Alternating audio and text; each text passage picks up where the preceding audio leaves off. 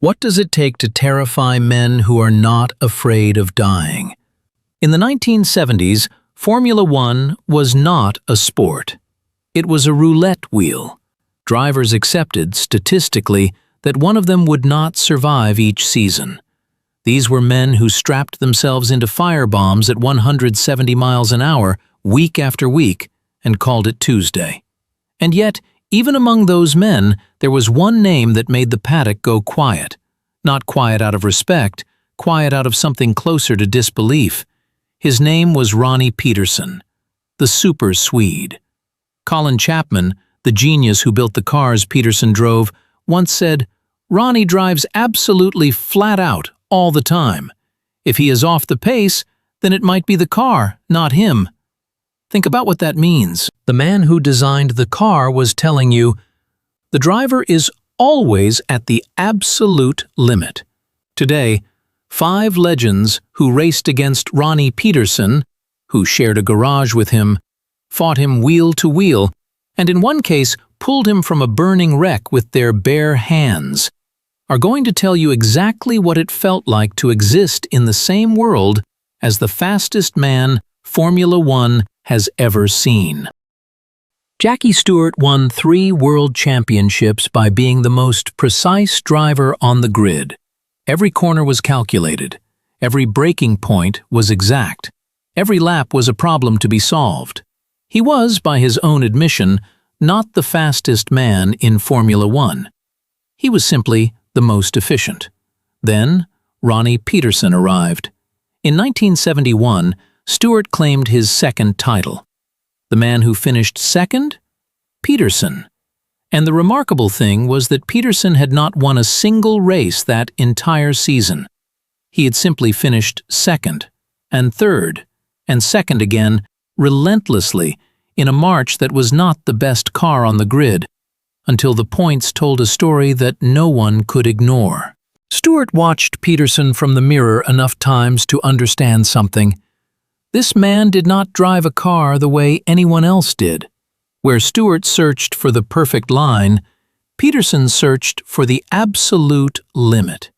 And he always pushed further than anyone else dared to go. The proof came at the very first Swedish Grand Prix in 1973. Peterson took pole, led every single lap, and with 1 lap remaining, a slow leak in his left rear tire cost him everything.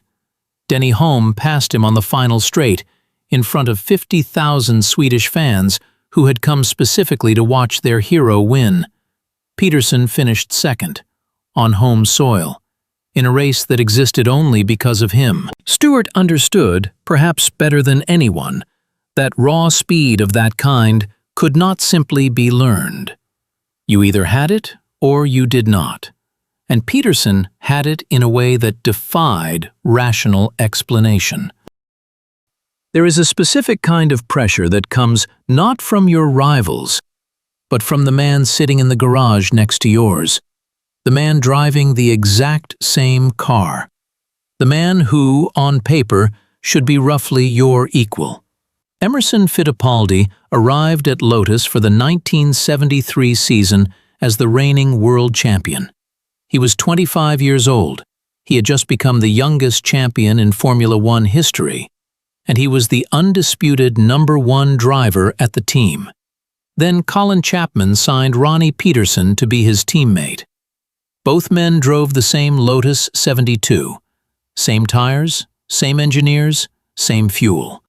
And across that season, Peterson won 4 races in France, Austria, Italy, and the United States, while Fittipaldi accumulated points steadily enough to take the championship. But the number that quietly told the real story was not the race results. It was the qualifying times. Session after session, Peterson sat at the top of the timesheet, in the same car, on the same track, against the reigning world champion. Fittipaldi was not a slow driver. He was a world champion. That is precisely what made those qualifying sheets so uncomfortable to read. By the end of that season, Fittipaldi had made a decision. He left Lotus for McLaren. He would later say that the pressure of racing alongside Peterson, day after day, weekend after weekend, in identical machinery, was unlike anything he had experienced before or since. When your teammate is faster than you in the same car, the answer is not in the garage, it is in the cockpit. And Fittipaldi knew exactly what that answer meant. Not every rivalry in Formula One is built on hatred. Some are built on something far more complicated. Something that looks like competition from the outside, but feels from the inside like the deepest kind of respect. James Hunt and Ronnie Peterson had known each other since the early years of their careers, long before either of them belonged in a Formula One car. They were two men who lived completely, both on the track and off it. Two men who understood, without ever needing to say it, exactly what the other was risking every single Sunday. On the track, Hunt described Peterson not simply as fast, but as something categorically different from every other driver he had faced. The style was impossible to ignore. Where other drivers managed their limits, Peterson had no interest in managing anything. He drove to the edge, and then slightly beyond it, every single lap, and somehow the car always came back to him.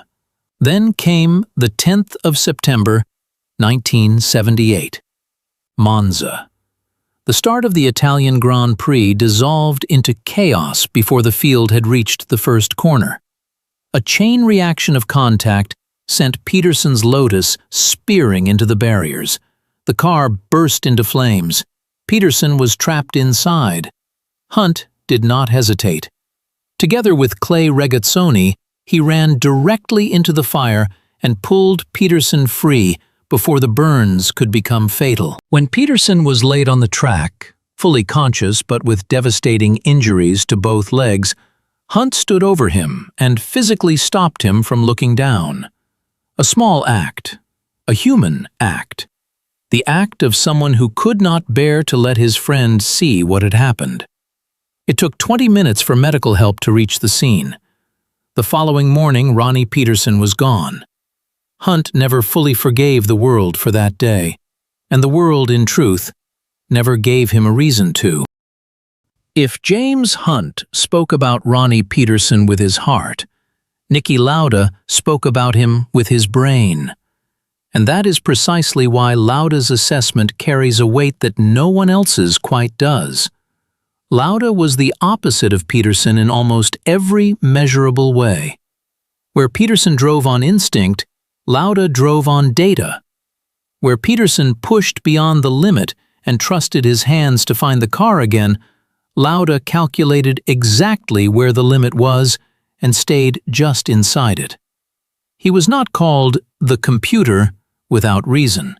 In his memoir, My Years with Ferrari, Lauda was characteristically direct about Peterson. He could not set up a car. He was not a useful test driver.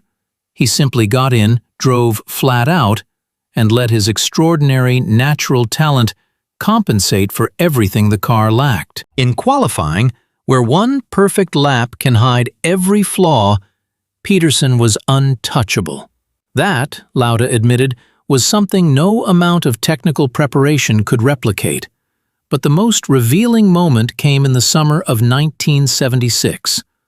42 days after Lauda had been pulled from his burning Ferrari at the Nürburgring, barely alive, Ferrari sporting director Daniele Audetto was already in negotiations to bring Peterson into the team as a replacement. An agreement with March and Max Mosley was close to being finalized. Lauda, from his hospital bed, vetoed it personally. Not because he feared Peterson as a person, but because he understood, with complete clarity, exactly what Peterson was capable of doing to a championship campaign. You do not use your veto on someone you consider ordinary. 2 years later, Lauda was one of the pallbearers at Peterson's funeral. Some things do not need further explanation. Mario Andretti did not want Ronnie Peterson in his team. He had spent the better part of a year developing the revolutionary Lotus 79, a car that rewrote the rules of Formula One with its ground effect design. He had done the testing, logged the miles, given the feedback that turned a concept into a championship weapon. And now, Colin Chapman was handing that same weapon to one of the most naturally gifted drivers on the planet. "Tell me where it is written that we need 2 stars in this team," Andretti reportedly said. Then Peterson arrived, and everything Andretti had assumed about the situation turned out to be wrong. Peterson signed the number 2 contract and honored it completely, even on the days when he was demonstrably the faster man. At the Dutch Grand Prix, Peterson shadowed Andretti for the entire race. Most observers believed he could have passed at any point he chose. He never did. Afterwards, he simply said he had been suffering with fading brakes. The two families grew close. Their wives spent time together. They played tennis on race weekends. Andretti would later say that Peterson was one of only 4 genuine friends he made across his entire career in motorsport. Before the Italian Grand Prix at Monza, Andretti sat down with Peterson and told him directly, "The last 2 races, you and I will race for real, with no contract. I do not want to win this championship with the whole world believing you were never allowed to pass me." The following morning, Peterson was gone. Andretti learned the news from a toll booth attendant on the road to the hospital. "I could not celebrate. How could I celebrate? I lost one of my best friends." He won the world championship that day. He has never been able to celebrate it fully. Not once. Not in all the years since. Ronnie Peterson competed in 123 Grand Prix races. He won 10 of them. He stood on the podium 26 times. He never won the world championship. Ask anyone who raced against him: Stewart, Fittipaldi, Hunt, Lauda, Andretti, and the answer is always the same. In terms of pure, raw, natural speed, in terms of the ability to take a car beyond the boundaries of physics through nothing but instinct and will, no one in that generation came close. Murray Walker once described him as a simple man with stunning ability. Perhaps that simplicity was the most frightening thing of all. He did not calculate how to be fast. He did not work toward it, or develop it, or refine it over years of data. He was simply born that way, and the car responded to him the way no car had ever responded to anyone. He was not denied the championship by a lack of talent. He was denied it by bad machinery, bad luck, and finally, by a race start that should never have been allowed to happen. Nearly 50 years later, his name still lands differently in a conversation, not like history, not like a statistic, like a warning, like something the sport got exactly one chance to witness and has spent every year since trying to understand. Some drivers win championships. Ronnie Peterson did something rarer than that. He made the greatest drivers who ever lived feel, just for a moment, that they were watching something they could not explain. That is not a legacy you can manufacture. That is the kind that lasts forever.